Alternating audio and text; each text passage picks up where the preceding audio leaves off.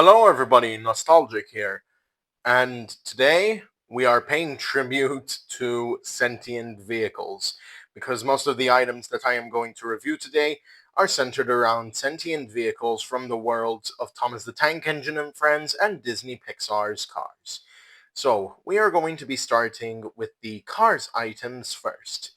And don't worry about these two. These two are just from my personal collection. Y'all know this by now, so let's get into it. So, we're starting with some Cars mini racers here. We are working our way up from the film series proper to the Global Racers Cup minis. So, let's take a look at the King.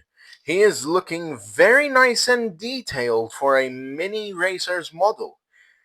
I have to admit, I never imagined I'd see the day that I'd own the King strip weathers.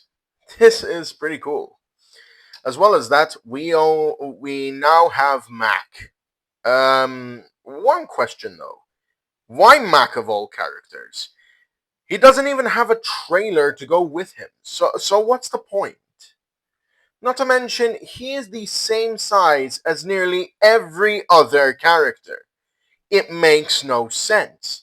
For a mini racers model, he could be at least a bit bigger than all the other cars. I mean, look at this! The king is literally towering over this guy, and this guy is supposed to be bigger than him. But that's just a little defect, and I don't mind it. Here is Lizzie, and she looks pretty good in mini racers form. It's just so cute. Now, onto the Global Racers Cup mini racers. Here we have Global Racers Cup Mater, and I'm surprised this guy doesn't have a normal release yet. Like, look at him, he's so cool. I mean, imagine you go to a race course and you see this dude racing with his frippin' hood on. Like, seriously, usually we see Mater without his hood whatsoever. And yet here he is with a Global Racers Cup hood. Here we have Miguel Camino, who was a character first introduced in Cars 2. And we've got a Global Racers Cup version of him too. I am hoping to get more Global Racer Cup versions of many characters, and hopefully I can get a 2-pack which has just released here in Malta of both Miguel Camino and Jackson Storm in Global Racers Cup liveries. Here is Cruz Ramirez, and I would honestly love to get a Global Racers Cup version of her. Because this is such a cool model. The black and yellow just blend so well together with the blue and the white. And thankfully, there's no involvement from Sir Miles Axelrod or the Lemons. Pixar. Let me give you a piece of advice. Whenever you make a racing spin-off of Cars, like, if you make a bunch of racer spin-offs from Cars, you know you can turn them into TV series, right? You'd get a lot more marketing and a lot more toy sales. I'm just saying. You could do what Ninjago did and make a whole entire tournament out of these guys, but it's your decision, not mine. Next, here we have a Christmas variant of Lightning McQueen. Yes, believe it or not, a few months after Christmas, and I get a Christmas variant of Lightning McQueen. Thing about it is, I go to a very quaint little shop in Birkirkara, and then they had those models, and none of them had sold yet. And I was always wondering to myself, maybe I can get one of these someday. But then, on the day that I went, which was the same day that I had gotten the minis, Lightning McQueen was the only one left. So, as a last-ditch effort, I said, screw it, I am buying this Lightning McQueen. Even though it is Christmas themed, I do not give a shit. I'm buying it, and I'm reviewing it. So here is Christmas McQueen with all the intricate snow lights on him, like usual, as well as then he's got a green thunderbolt he's got a green lightning bolt to represent the fact that it's Christmas, because red and green are the most associated colors with Christmas. As well as that, he's got a snowplow in front. So, Thomas, what is it? Take notice of this. Oh, come on! So what? He's wearing a snowplow. Why should I care? Because you need to wear your snowplow too. Deal with it. Fuck off, Thomas. Out of here. Now. Fuck you. Anyway. So, yeah. This is Christmas McQueen. He also has these off-roading tires, of which I quite like. Very efficient for the snow and such, but not very efficient on surfaces like these. I would honestly like to try this in actual snow someday, but considering I live on an island where snow is almost non-existent, no, actually, scratch that, very much non-existent, it is highly unlikely that I will ever get the chance to play with this in the snow. Moving on to the Thomas items. Last week I did get some Thomas items, but I did not document them. All I will say is that they were a collectible railway bell, a collectible railway James tender, and last but certainly not least, a dumb magnet take and play Monty. Now, moving on to these guys here, we have Trackmaster 2 variants of Edward, and I'm going to be honest, not a fan of it. Why does he have James's wheel arrangement? I'd rather much just chop off Edward's body from the footplate and replace it with James. So that in that way, I can paint this stupid thing black and it can be a James chassis and footplate.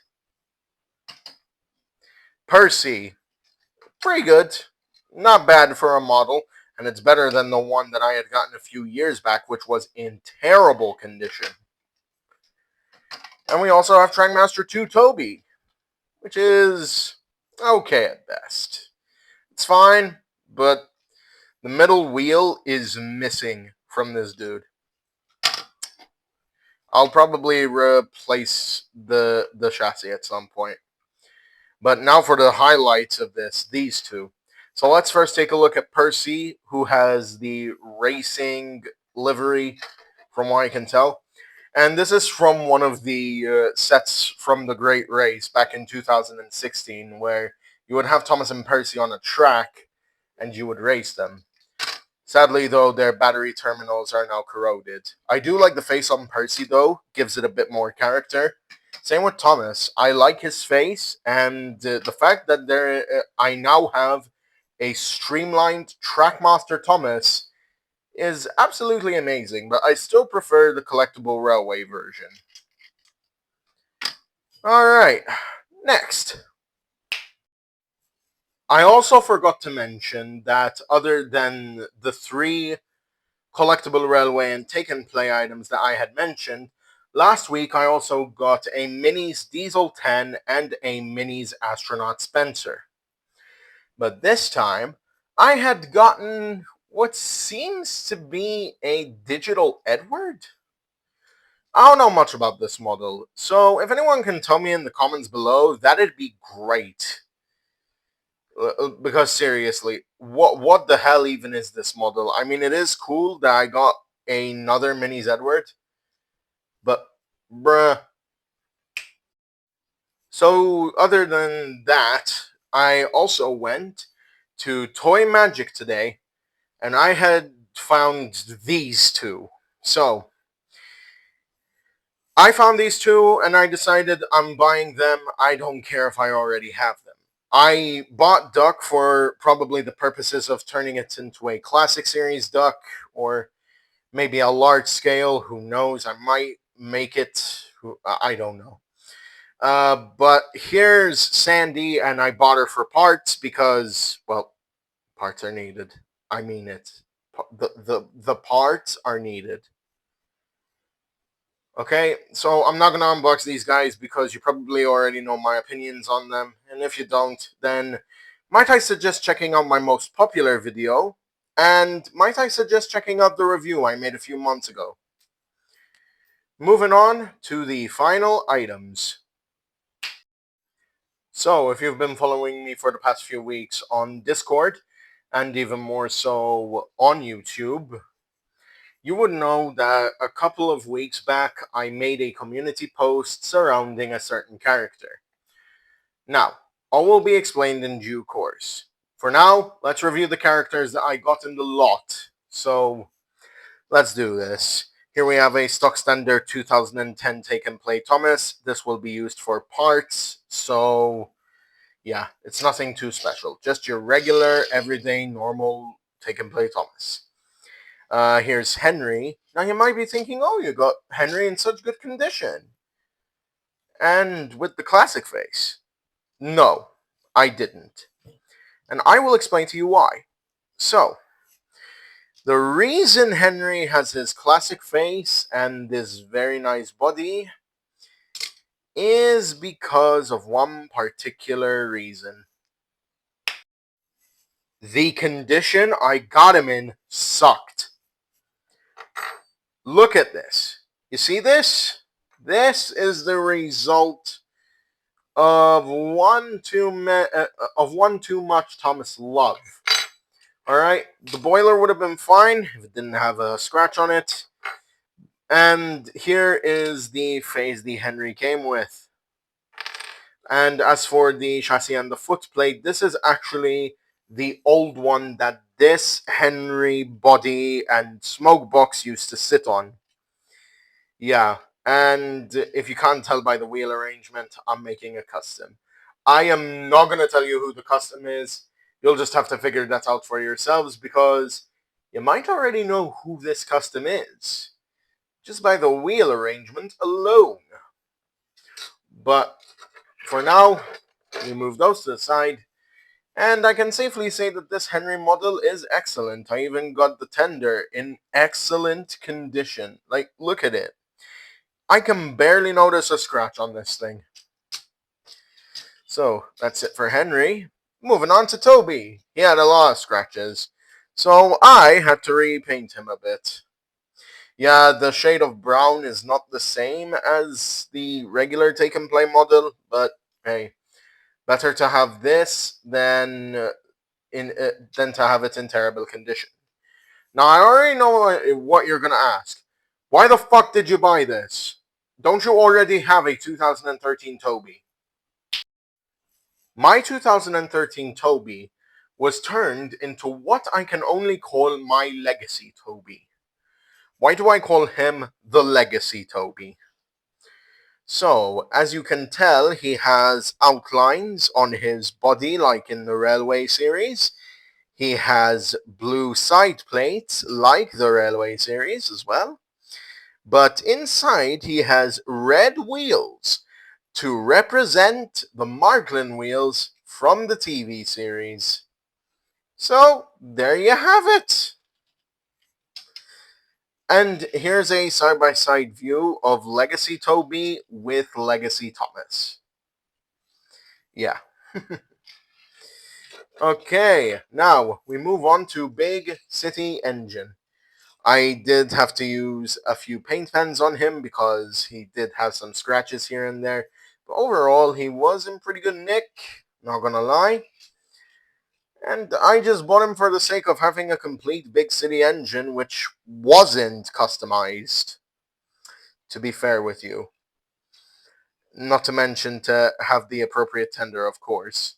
If I ever get spares of these tenders, I am going to use them to transform these monstrosities. Blech. Now, to the highlight of it all. Like, to the highlight of this entire haul. We have Hero and Luke. Now, Hero, it's obvious. I've wanted him for ages. I've wanted to get a complete Hero for ages, and now I finally do. It may be the 2013 Take and Play variant, but I do not care in the slightest. Like, give me a complete Hero with all four wheels in his tender any day of the week. I've had Patchwork Hero for years, and I simply could not take it anymore. I needed a complete Hero. And now I know what you're thinking. What are you going to do with your knockoff Hero, and what are you going to do with his custom tender? I've already explained that in the community post. I might turn it into a take-along / take-and-play Young Bao. Now, for Luke. Luke is also new because he's the 2012 model with the Hot Wheel axle wheels, the pinwheel axles, and I quite like it. It's much better in detail. I mean, look at the frickin' white on whatever this is on his side tanks. This is a brilliant Luke model, and I wouldn't have any other model than this. So with that, I'm going to say thank you all very much for watching. I am putting the two highlights up here now. You know what, screw it. I'm putting up the Global Racers Cup cars with them, because these are the true highlight of this mini views episode. So I'd like to thank you all very much for watching. This is Nostalgic signing off and reminding you all that nostalgia never dies.